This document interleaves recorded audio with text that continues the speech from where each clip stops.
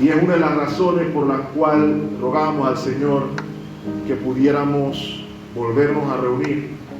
Porque aun cuando estaban los medios tecnológicos que permitían cierta conectividad, la realidad es que no todos podíamos participar de la misma manera.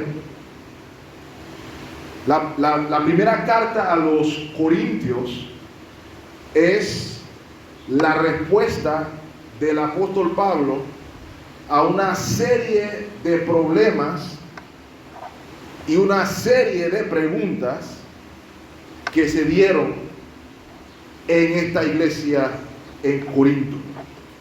Hemos de recordar, mis amados hermanos, que la ciudad de Corinto, tal como nuestro querido país, es un territorio ismeño. Por ende, era una ciudad de convergencia, era un pueblo de tránsito dentro del Imperio Romano.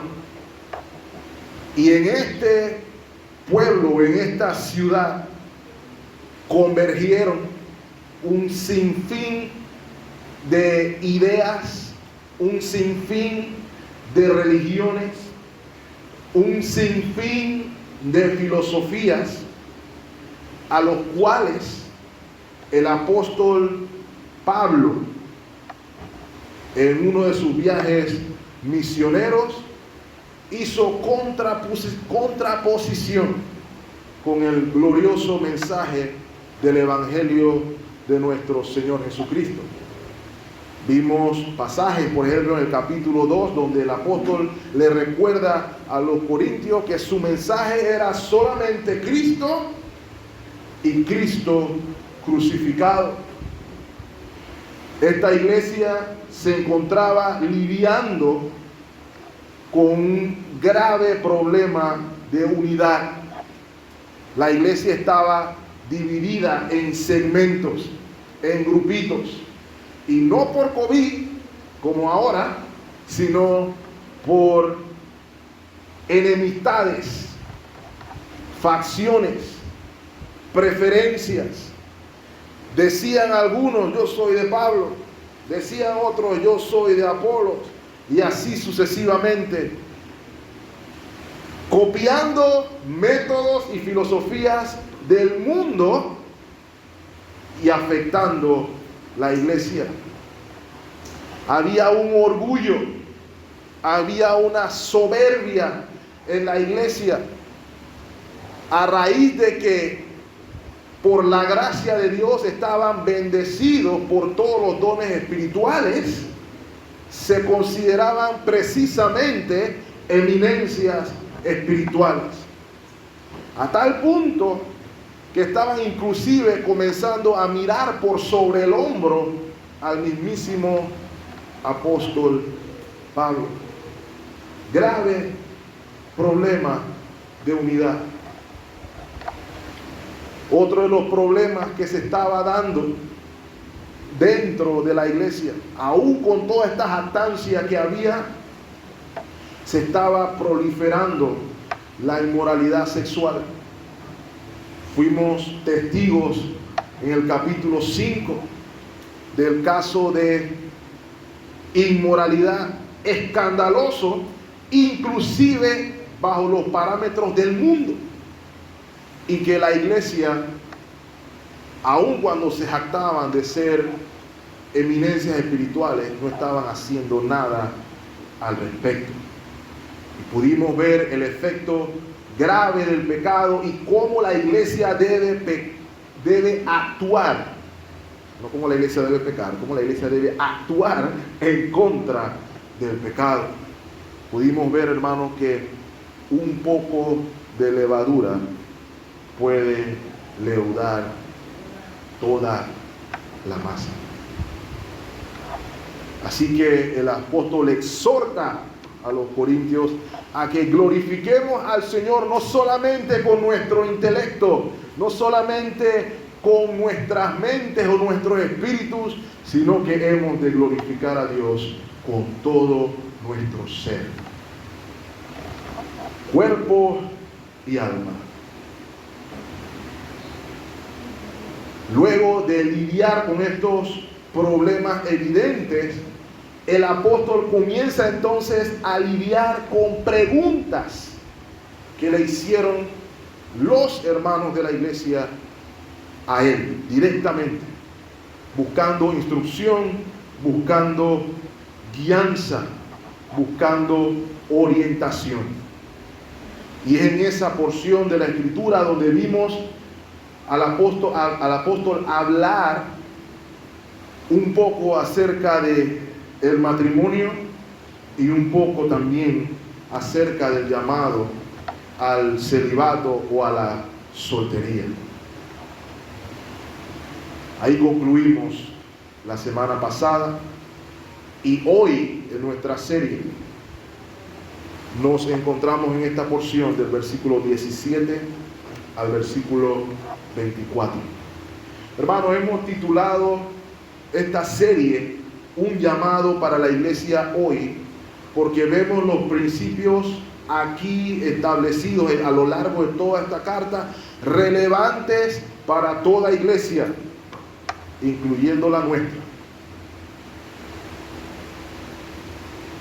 Por eso lo consideramos importante de que podamos meditar en todo lo que estamos estudiando a lo largo de esta carta.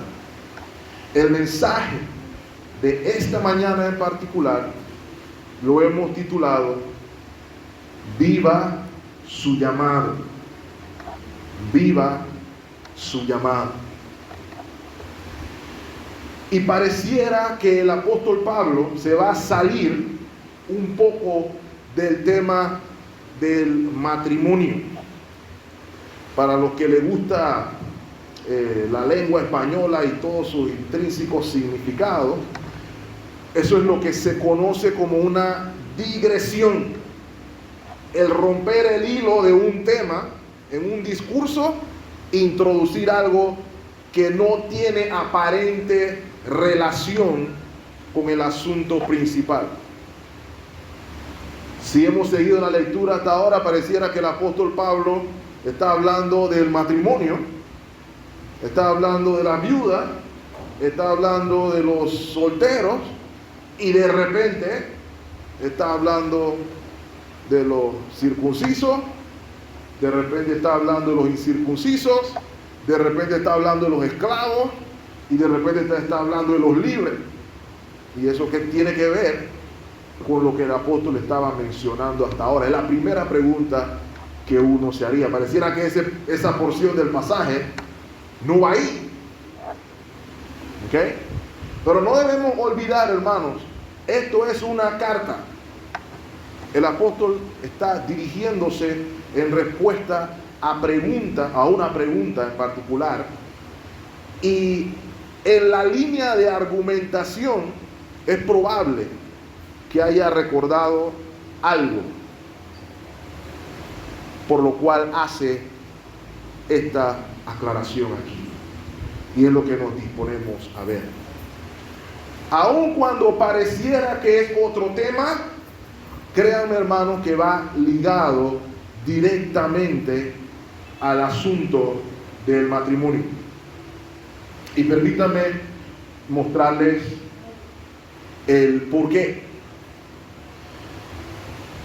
Recuerden que el capítulo 7, el apóstol comienza a responder el asunto con respecto al que me escribisteis.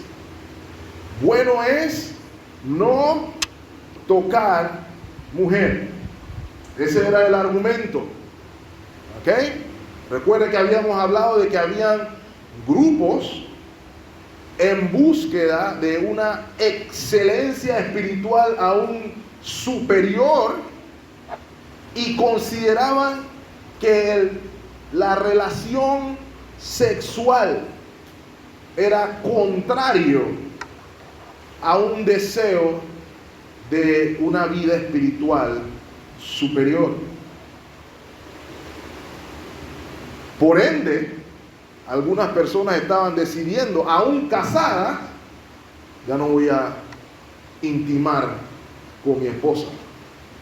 Ella compraba una cama separada, ella por allá y yo por acá, en búsqueda de una santidad superior. Habían algunos que dijeron más allá, no, ni siquiera separada, te vas, no te quiero aquí. ¿Okay? Estaban diciendo, el matrimonio me estorba para servir al Señor. Eso es lo que la tesis que estaban manejando algunos de ellos. Algunas personas, que es la que quisiera que hiciéramos énfasis hoy, porque me parece que es el ejemplo perfecto para lo que vamos a ver aquí. Algunas personas, o había un último grupo que podemos mencionar, los que estaban perdidos en sus delitos y pecados, estaban probablemente casados y uno de los cónyuges conoció al Señor. Uno de los cónyuges se convirtió. Y esa persona que se convirtió se dio cuenta de que estaba unida a un enemigo de Dios. Y el simple hecho de verse unido a un enemigo de Dios podía producir desde asco hasta rechazo alguno. De modo que estas personas contemplaban seriamente, tengo que alejarme, tengo que dejar a este individuo. Y el apóstol le responde a todas estas personas, lo vimos la semana pasada. Hay algo que no debemos olvidar, mis amados hermanos. Y voy a pedirles que vayamos al capítulo 6 por un momento. 1 Corintios capítulo 6.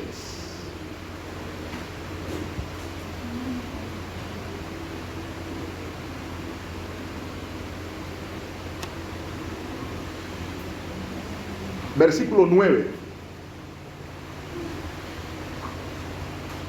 ¿No sabéis que los injustos no heredarán el reino de Dios?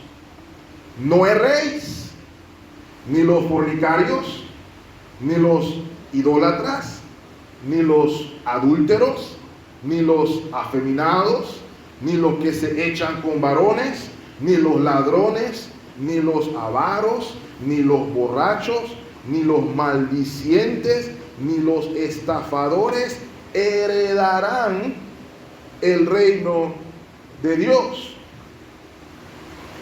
Versículo 11.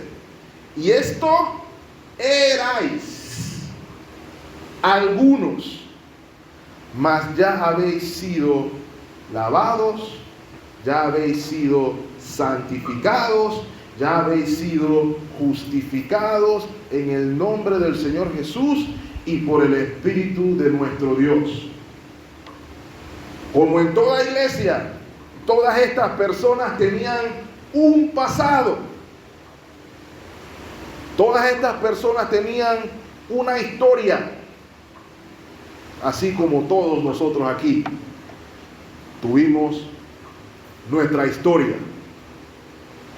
Pero el apóstol le dice, esto eran, ¿por qué? Porque ahora eran nuevas criaturas en Cristo Jesús. Eran pasados, ¿verdad? Si alguno está en Cristo, nueva criatura es.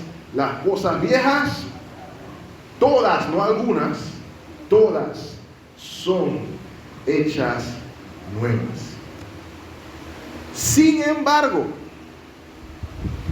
estas personas podían estar contentas, podían estar felices por ser nuevas criaturas.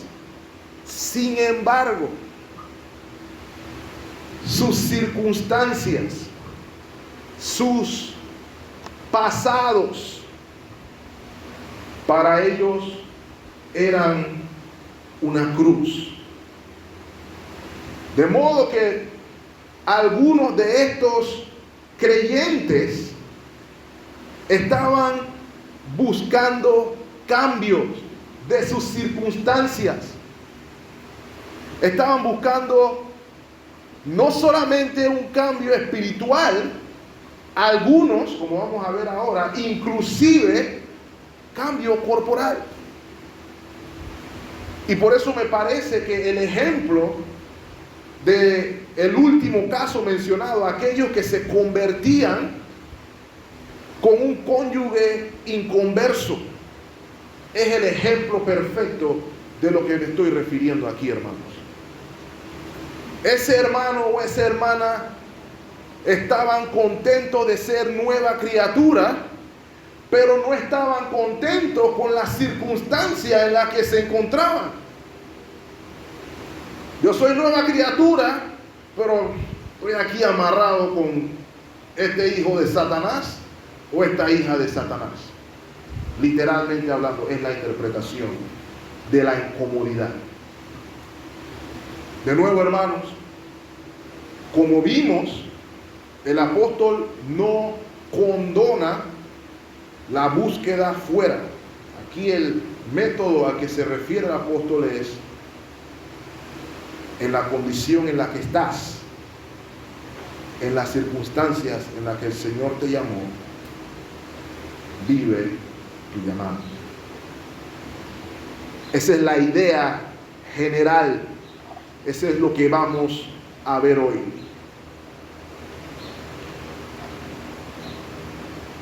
Nos vamos a dar cuenta que algunos corintios no estaban siendo caprichosos necesariamente al querer cambiar su circunstancia, su estado en el que se encontraban.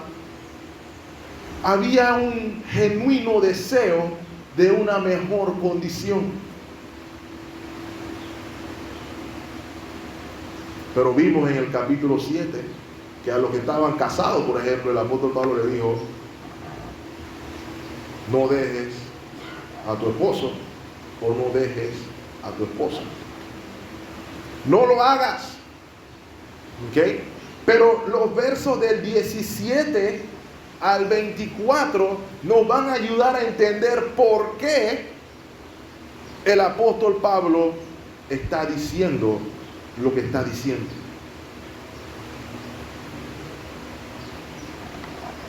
Para que podamos entender el pasaje en mención, quisiera que observen la palabra clave.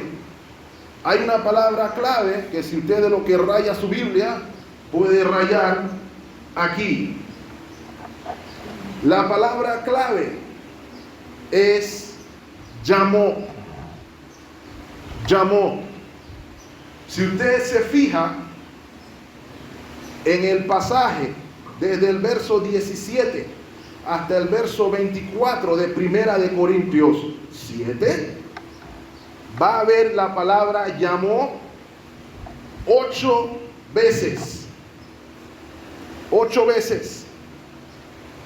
¿Ok? La puede marcar en su Biblia si así lo desea. Tenemos una palabra clave y tenemos también una palabra clave. Una frase, perdón, clave. ¿Ok?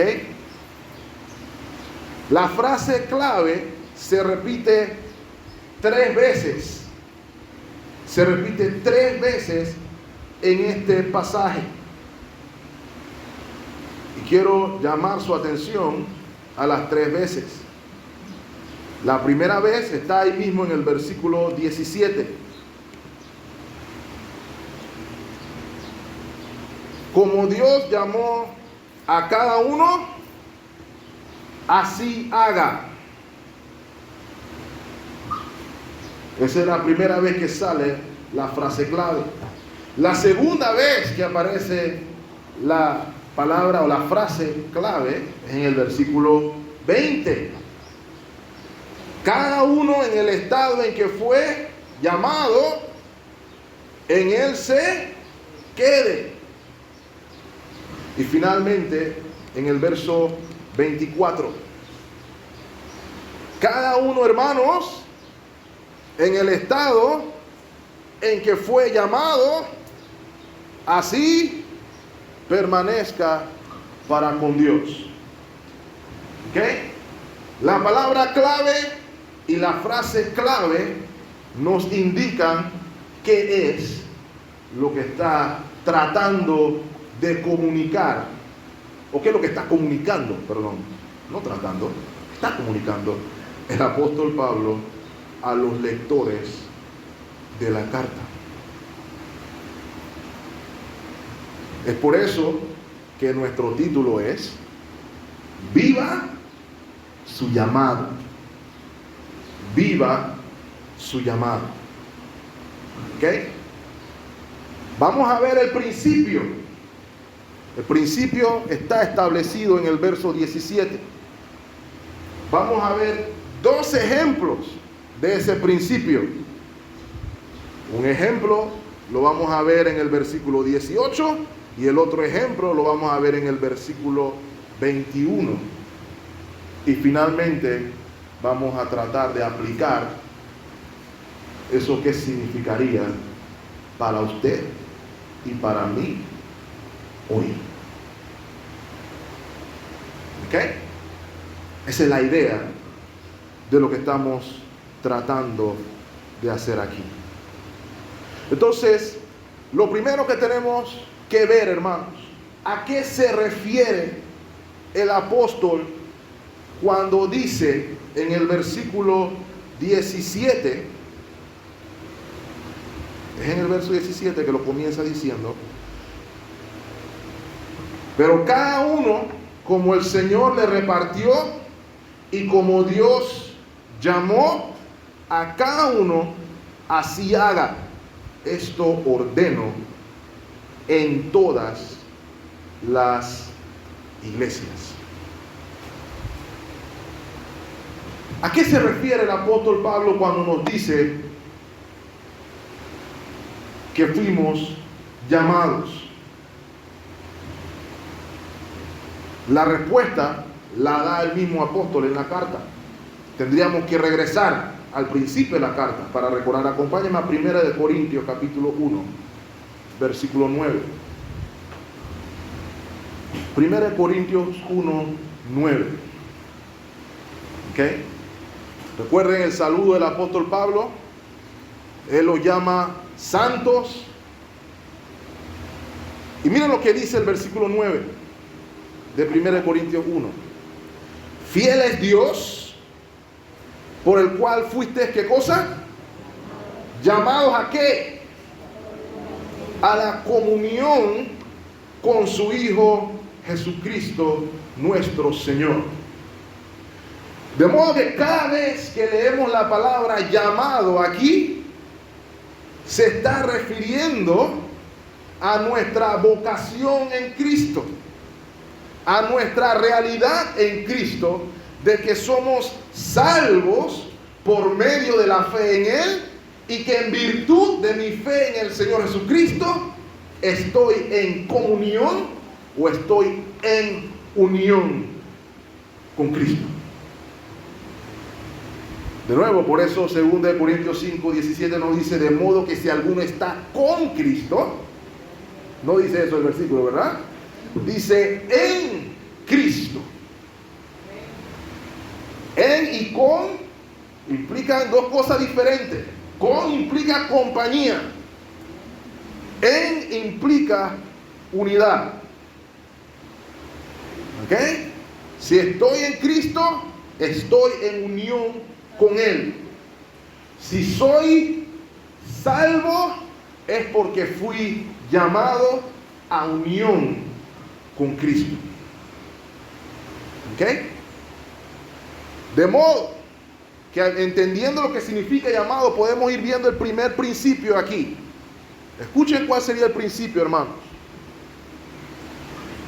Dios no solamente dispuso mi llamado a salvación, sino que Él también dispuso la circunstancia de mi llamado a salvación. ¿Ok? Ese es el principio que el apóstol Pablo está estableciendo aquí, y por eso le está diciendo en la frase clave: en el estado que Dios te llamó, quédate en ese estado. ¿Ok? Miren lo que dice el versículo 17 nuevamente. Pero cada uno, como el Señor le repartió y como Dios llamó a cada uno, así haga. Pudimos ver en el versículo 7 del capítulo 7, podemos buscarlo rapidito, hermanos, que el apóstol está diciendo que cada uno tiene su don de Dios. Uno a la verdad de un modo y uno a la verdad de otro modo. ¿A qué dones se estaba refiriendo en ese momento el apóstol Pablo? Al don de matrimonio y al don de la soltería. El apóstol decía: yo quisiera que cada uno fuera como yo, pero cada uno tiene su propio don, su propio llamado. Eso es lo que está diciendo aquí el apóstol Pablo. Así es como está desarrollando esta idea. Por eso dice el versículo: de acuerdo a como Dios repartió y a como Dios te llamó, así haga. Ahora, hermano, esa palabra haga es una traducción interesante, porque el término no quiere decir haz. No es un verbo. Bueno, sí es un verbo, pero no quiere decir haz algo. ¿Ok? El verbo tiene que ver con andar, tiene que ver con caminar. ¿Ok? Lo que realmente está diciendo el apóstol Pablo ahí es que así, o de acuerdo a como Dios te repartió, te dio, te concedió, así como Dios te llamó, anda. Y el significado transferido, que es el título de nuestro mensaje hoy: así como Dios te llamó, vive. Vive. Con lo que Dios te dio, como Dios te llamó, vive para Cristo. Y este es el mandato que está diciendo el apóstol para todas las iglesias. Ese es el principio, hermanos, que el apóstol Pablo está estableciendo aquí. Ustedes están preocupados en cambiar sus circunstancias. Bueno, Dios los llamó en la circunstancia que los llamó por algo. De la manera que Dios te llamó, vive para Cristo. Ahora, hermano, ¿qué nos significa esto? Esto no significa de ninguna manera vive como te da la gana para Cristo. Eso no es lo que está diciendo el apóstol Pablo. Y es por eso que usé el ejemplo que me parece el más clave para esto, el ejemplo de aquella pareja de personas inconversas en las que uno se convierte. Eso no es lo mismo a que yo decir acá: el tren me está dejando, voy a ir a buscar una allá afuera y voy a vivir para Cristo así. No es lo mismo, ni se escribe igual, porque Dios no te llamó a hacer eso. ¿Ok? El principio aquí es: como Dios te llamó, vive para Cristo. ¿Ok? Y vamos a ver dos ejemplos muy llamativos de ese principio que el apóstol Pablo está tratando de establecer aquí. El primer ejemplo está, como mencioné, en el versículo 18, y lo vamos a ver. Y el segundo ejemplo está en el versículo 21. ¿Cuál es el primer ejemplo? circunciso versus incircunciso.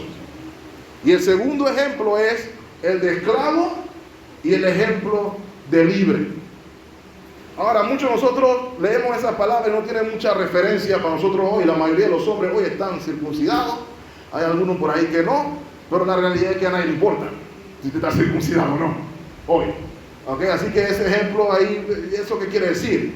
Entonces, el contexto histórico aquí nos va a ayudar a entender un poquito para poder saber qué es lo que el apóstol Pablo está diciendo. ¿Qué dice el versículo 18?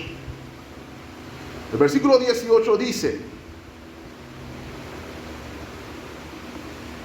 fue llamado, note la palabra clave ahí, ¿verdad? La pregunta es, ¿fue llamado alguno siendo incircunciso? Pudiéramos parafrasear, ¿fue salvado alguno siendo circunciso? Quédese circunciso. ¿Fue salvado alguno siendo incircunciso?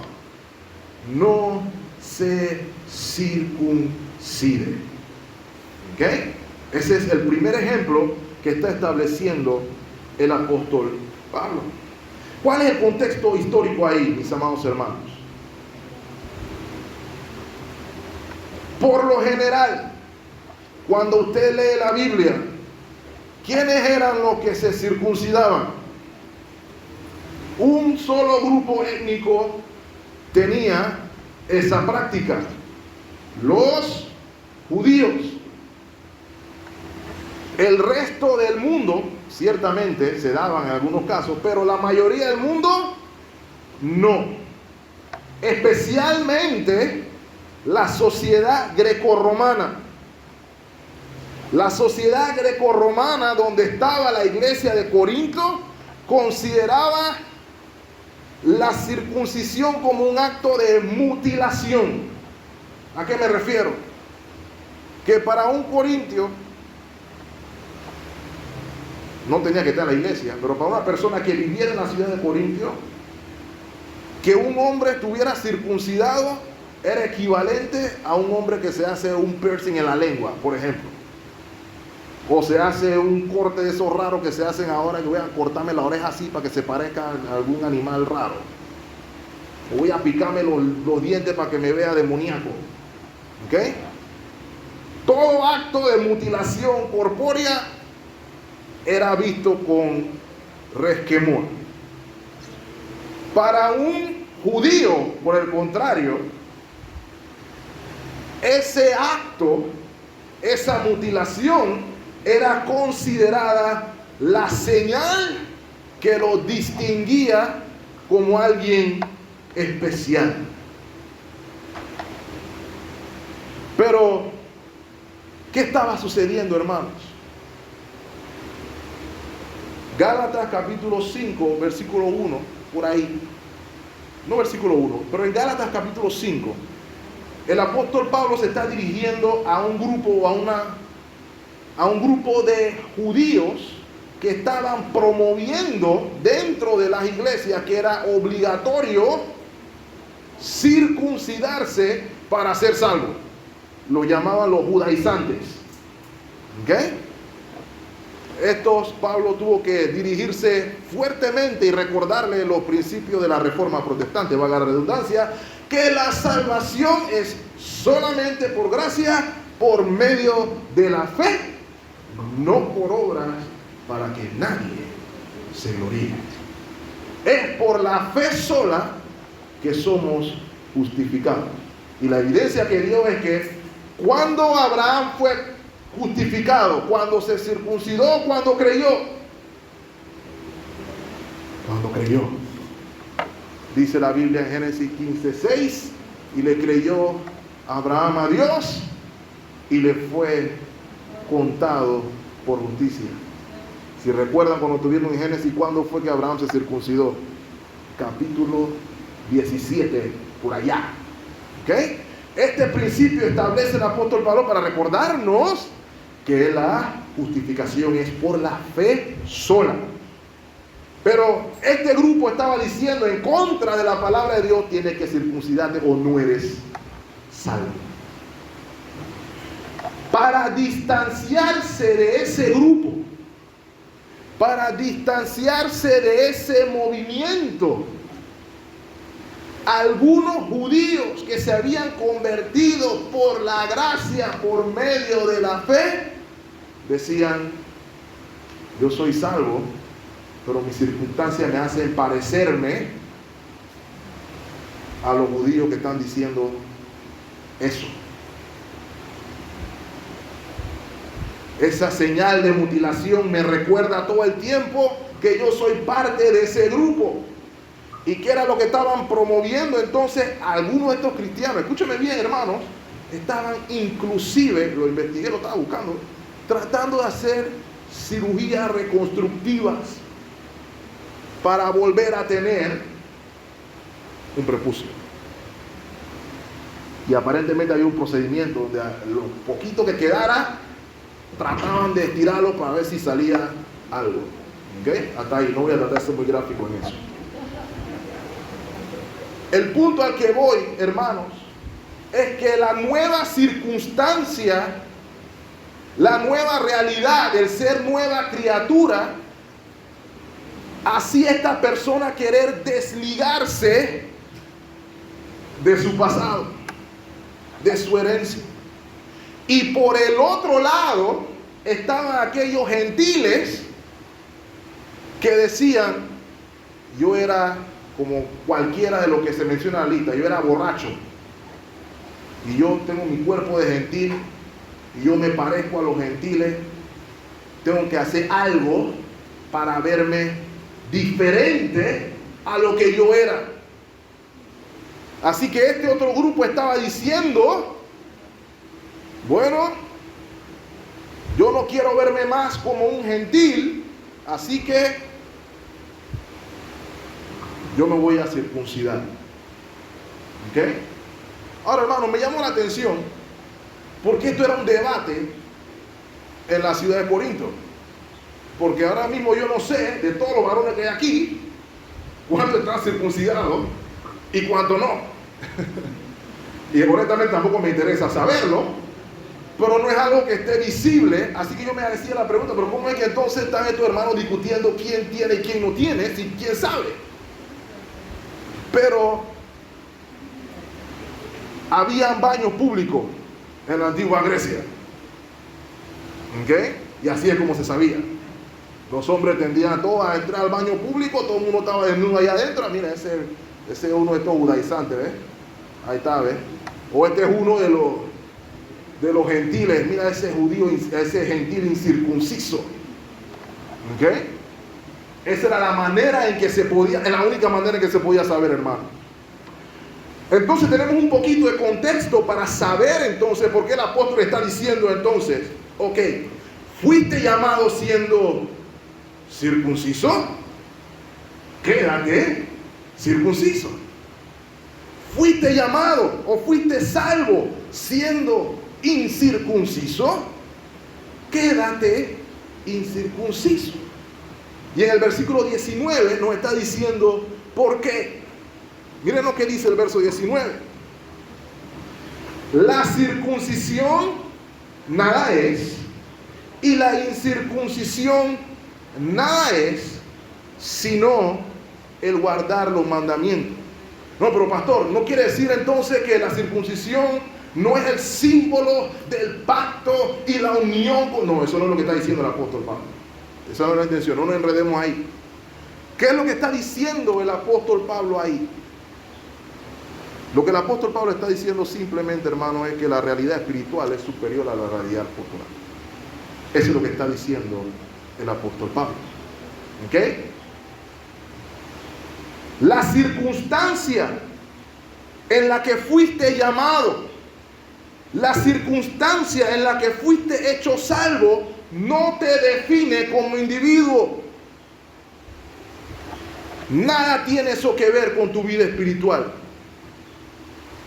¿Sabe qué sí tiene que ver? ¿Sabe qué sí es lo que te define? El punto final del versículo 19.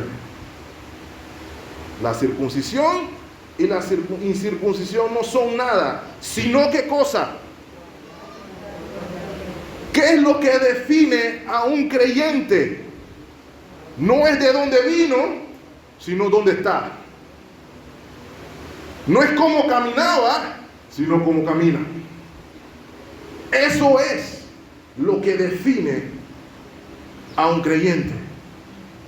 Juan capítulo 15, versículo 14 dice el Señor: vosotros sois mis amigos si hacéis ¿qué cosa? Lo que yo os mando.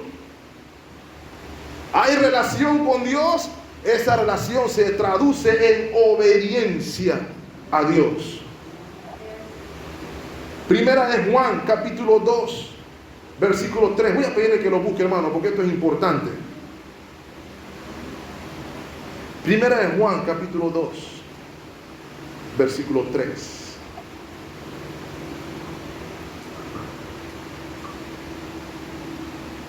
Y en esto sabemos que nosotros le conocemos. ¿A quién? ¿Al hermano Tyron?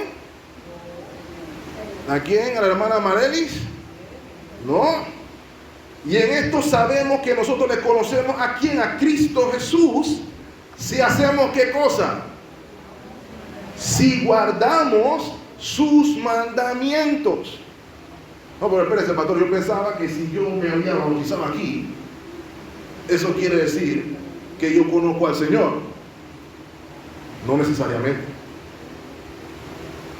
No, pastor, pero si yo tenía entendido que si el pastor me decía que levantara la mano y yo la levantaba, quiere decir que yo lo conozco. No necesariamente.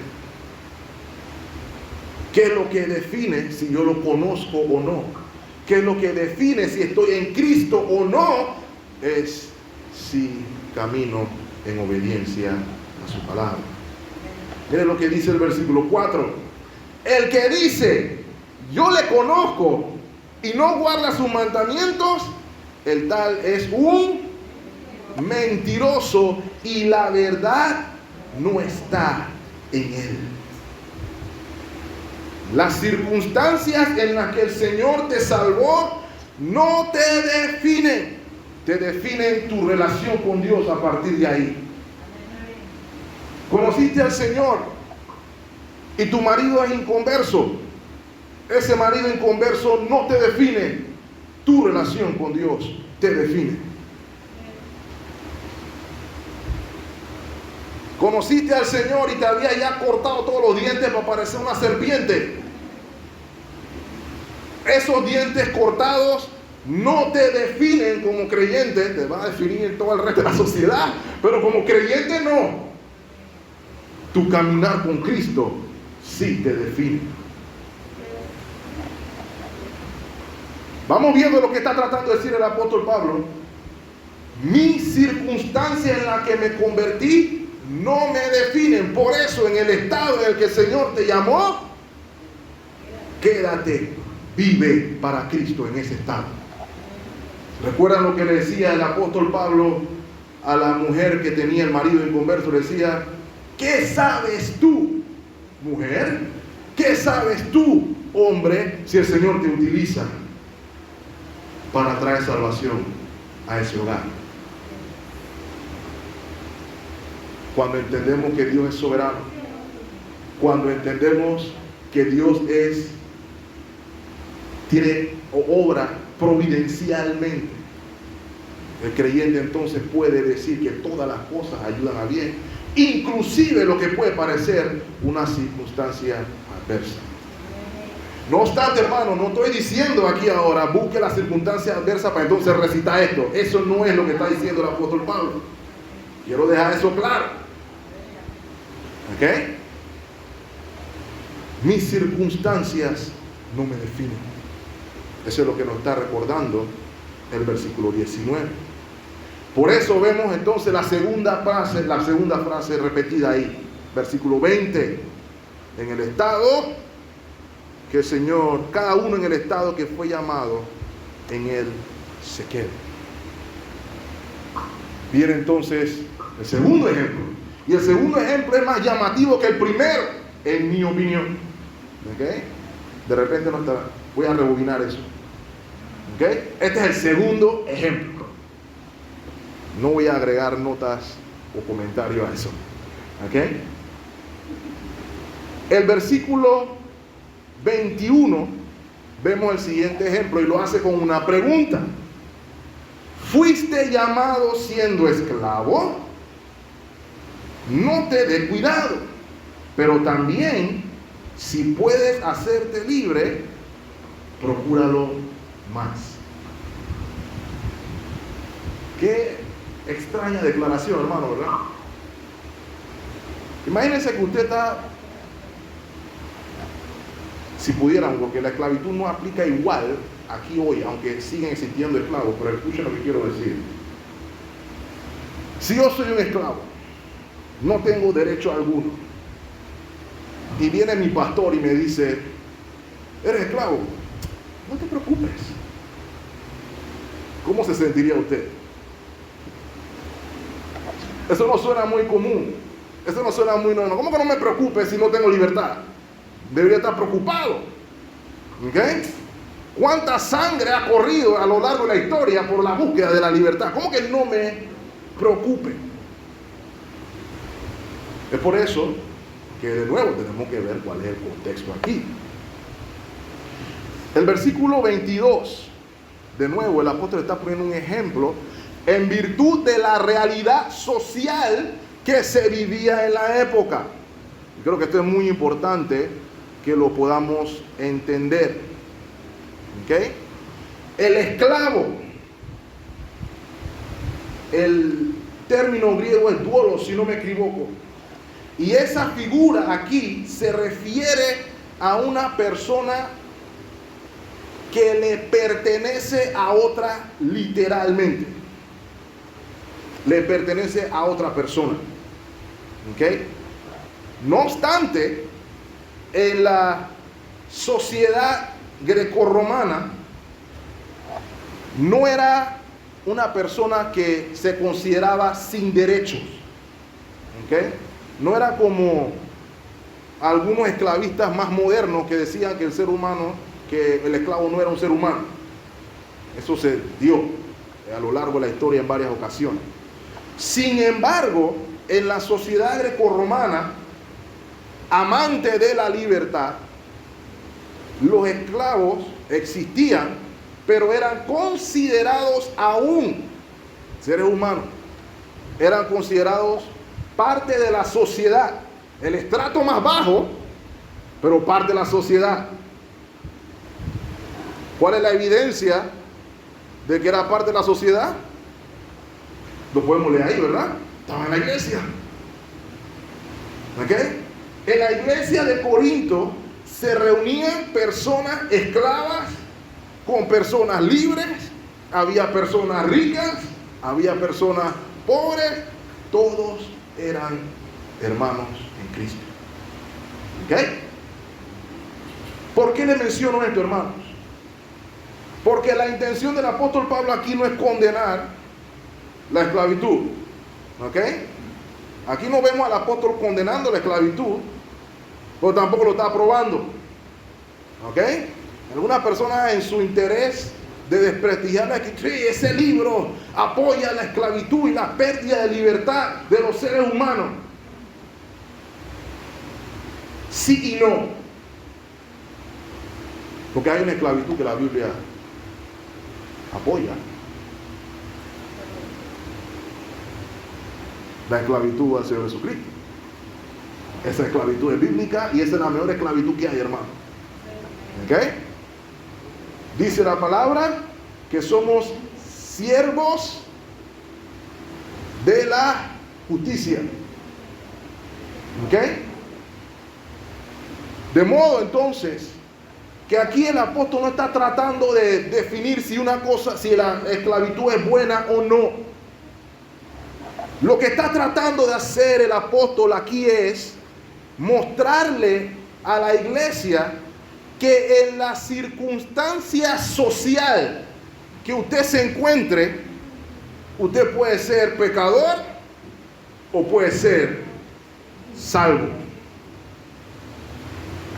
¿Ok? Había esclavos pecadores y había esclavos salvos. Así como hay personas de todo estrato social, pecadores y personas de todo estrato social que pueden ser salvos por la fe. Y antes de avanzar, hermano, tengo que decirlo, esa declaración del apóstol Pablo aquí, lo primero que hace es echar por tierra, revolcarla inclusive en lodo, pudiéramos decir, que venga Cristo y se te acaban los problemas. ¿Ok? Porque adivinen qué, hermanos, estas personas habían venido a Cristo y todavía eran esclavos.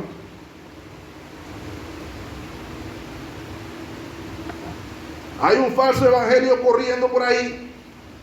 Ven a Cristo y ya no te vas a enfermar más nunca. Miren lo que está haciendo el COVID, por ejemplo.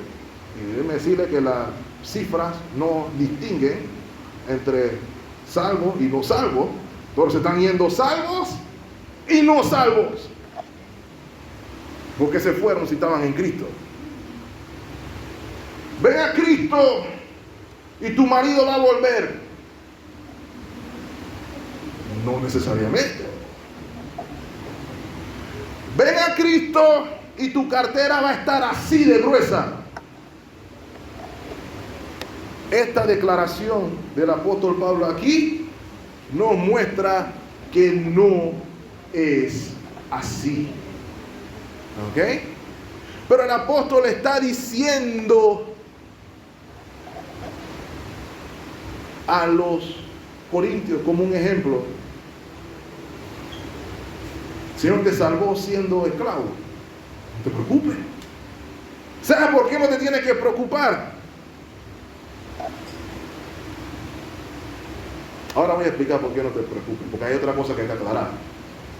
Quiere decir entonces que los cristianos estamos llamados a vivir. Bueno, el Señor me llamó a vivir en esta barraca de mala muerte, y como el Señor me llamó en esta condición, así me tengo que quedar hasta que Cristo venga, porque así el Señor me llamó.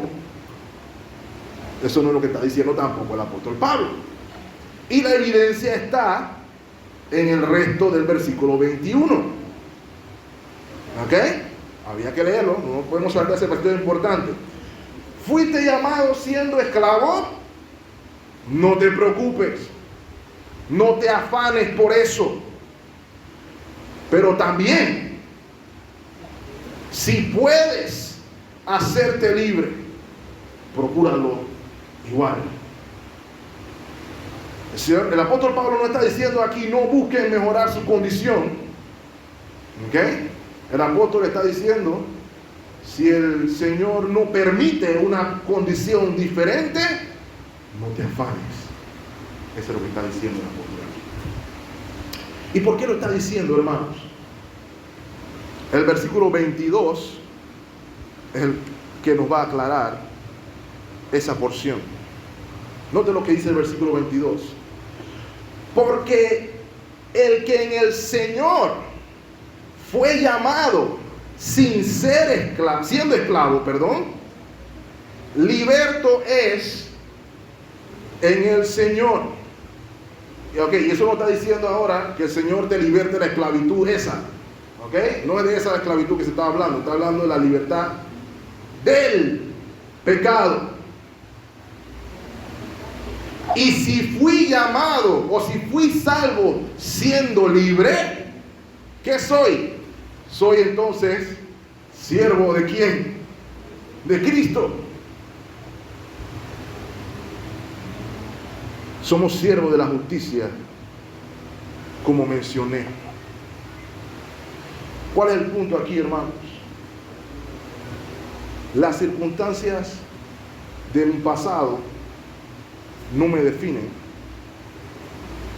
Mi situación social, mi condición social tampoco me define. Lo que me define es mi relación con Cristo. ¿Sabe por qué no debía preocuparse, en pocas palabras, el esclavo? Por lo que mencioné hace un momento, aunque no lo creamos, hermano, pero es lo que la Biblia enseña. ¿Cuál es la peor esclavitud que hay, hermano? ¿Cuál es? La peor esclavitud que hay es la esclavitud al pecado. Porque las consecuencias de esa esclavitud se ven aquí y en toda la eternidad.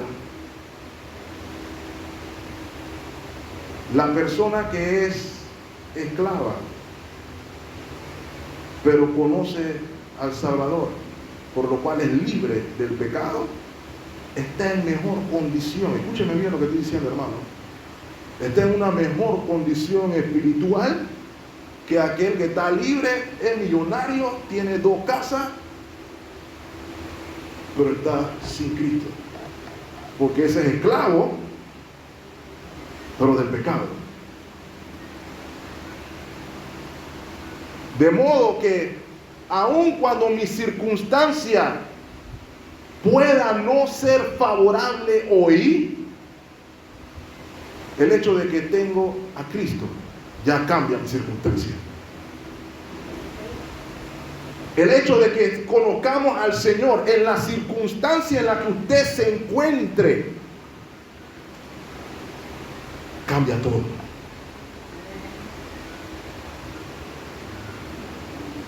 Su relación con Cristo es la que lo define a usted. Escuche la palabra del teólogo puritano Matthew Henry, abro comillas. Nuestro consuelo y felicidad dependen de lo que somos para Cristo, no de lo que somos para el mundo. La bondad de nuestra condición externa no nos libera de los deberes cristianos o los deberes del cristianismo. Ni la maldad, hablando de las circunstancias, ni la maldad de mis circunstancias me excluye de los privilegios del cristianismo.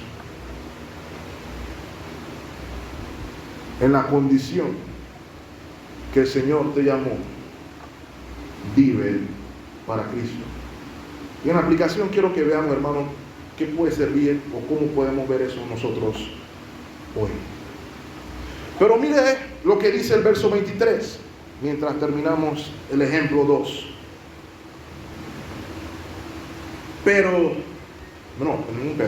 Por precio fuisteis comprados, no os hagáis esclavos de los hombres. ¿Qué es lo que está diciendo el apóstol ahí, hermano? Solo tenemos un Señor. Solo nos debemos a un amo, Cristo. No podemos servir a 2 señores. Por ende, ¿cuál debe ser nuestra actitud? Y quiero que volvamos, hermano, a 1 Corintios 6, 20. 1 Corintios 6, 20. Porque habéis sido, ¿qué cosa? Comprado por precio. Por ende, ¿qué es lo que debemos hacer? Glorificar a Dios en vuestro cuerpo y en vuestro espíritu, los cuales son del que lo compró.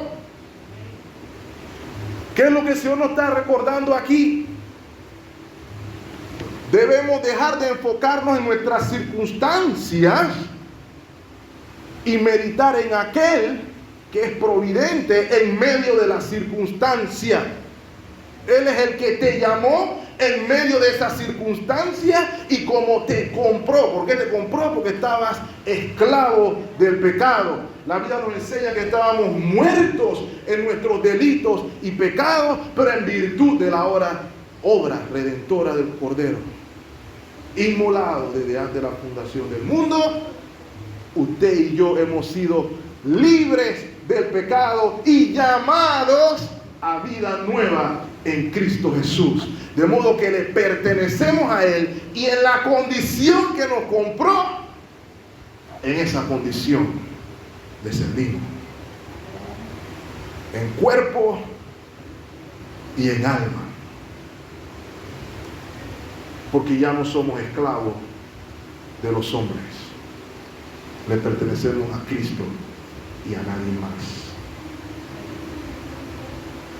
Le pertenecemos a Cristo y absolutamente a nadie más.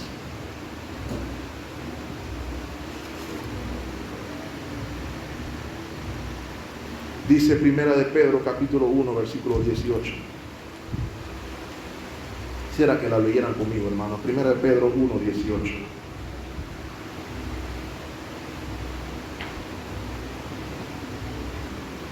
Sabiendo que fuisteis rescatados de su buena vida, ¿sí dice ahí? De vuestra vana manera de vivir, sin importar en qué condición haya sido llamado, porque lo que define si mi llamado, mi vida, mi manera de vivir era vana o no, no es la circunstancia, era la falta de Cristo lo que define la vana manera de vivir. Fuiste rescatado de vuestra vana manera de vivir, la cual recibisteis de vuestros padres, no con cosas corruptibles como oro o plata. Versículo 19. ¿Con qué fuimos comprados, hermano? Con la sangre preciosa de Cristo, como de cordero, sin mancha y sin contaminación. Le pertenecemos a Él. Por eso le servimos, sin importar la circunstancia en la que me llamó. Por eso entonces cierra el versículo 24, de nuevo con la frase clave. Cada uno,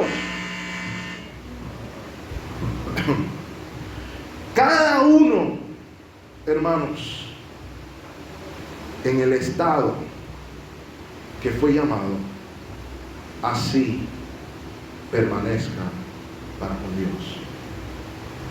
¿Cuál es la aplicación hoy? Porque usted mira, bueno, pastor, yo no soy esclavo, y a mí eso qué, ya la esclavitud está abolida, aquí ya eso no tiene nada que ver conmigo hoy. ¿En qué aplica para mí este ejemplo? La aplicación número 1 es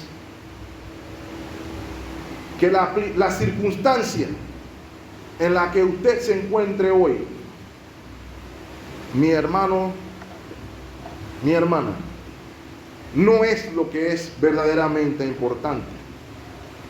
Lo verdaderamente importante es cuál es tu relación con Cristo. Eso es lo verdaderamente importante. ¿Cuál puede ser mi circunstancia?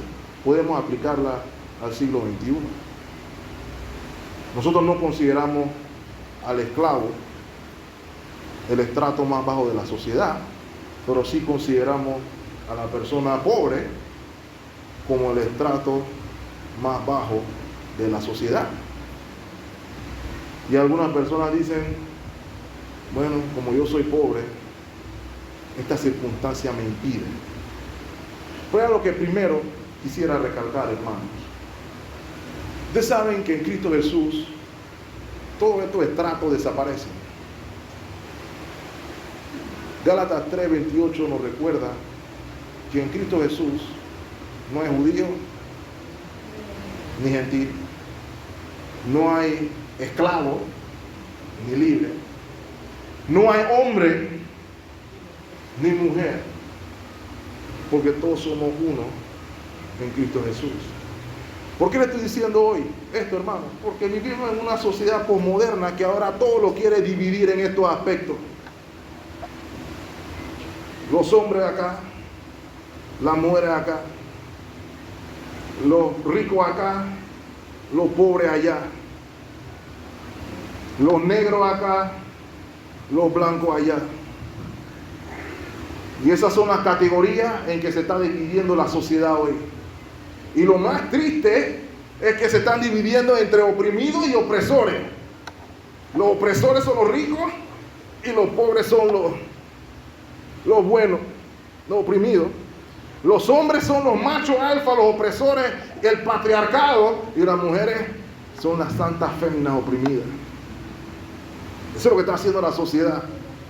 Ahora en Estados Unidos, Black Lives Matter, porque todos los blancos son inherentemente racistas y todos los negros somos inherentemente buenos. Eso es el mundo, hermano. Porque según lo que acabamos de ver aquí, nada más hay una sola división: pecador, salvo, redimido y no redimido. Esas son las únicas distinciones que hay. Por ende, la circunstancia en la que el Señor me llamó no me define. Lo que me define es quién soy en Cristo. Puedo ser no pudiente hoy, pero aplicando el mismo ejemplo del esclavo, si tengo a Cristo, lo tengo todo. Y aunque diga que tengo a todo, si no tengo a Cristo, no tengo nada. ¿Cómo te llamó el Señor? Es la pregunta que debemos analizar aquí. Casado, soltero, viudo, viuda, enfermo, sano, rico o pobre. Como el Señor te llamó, vive para Cristo. En la condición en la que te encuentres, vive para Cristo. A veces usted puede escuchar personas diciendo cosas como: si yo tuviera esto, yo haría tal cosa. Si yo no tuviera esta situación, yo haría tal cosa. Si yo tuviera $500 de sobra, mandamos a pintar esta iglesia ya. Si no tuviera esos hijos tan mal portados, yo podría ser un siervo más fiel del Señor. Como te llamó, con lo que tienes, con lo que te dio, sirve al Señor. Vive para Dios. Ese es el mensaje que le está diciendo el apóstol Pablo. No deje que su circunstancia lo defina, que su Señor lo defina.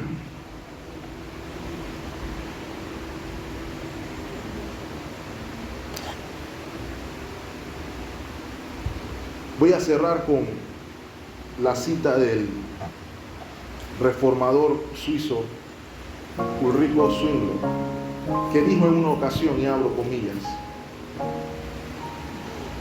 tú eres un instrumento de Dios.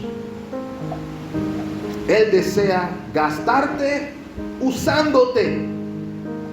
No te gastes por estar inactivo. Y lo que me llamó la atención fue más el cierre de la frase, que dice: oh feliz aquel a quien Él llama a su obra. Si el Señor lo llamó a su obra, en la condición que lo haya llamado, usted debe sentirse feliz, completo, porque el Señor lo rescató. Oremos, hermanos.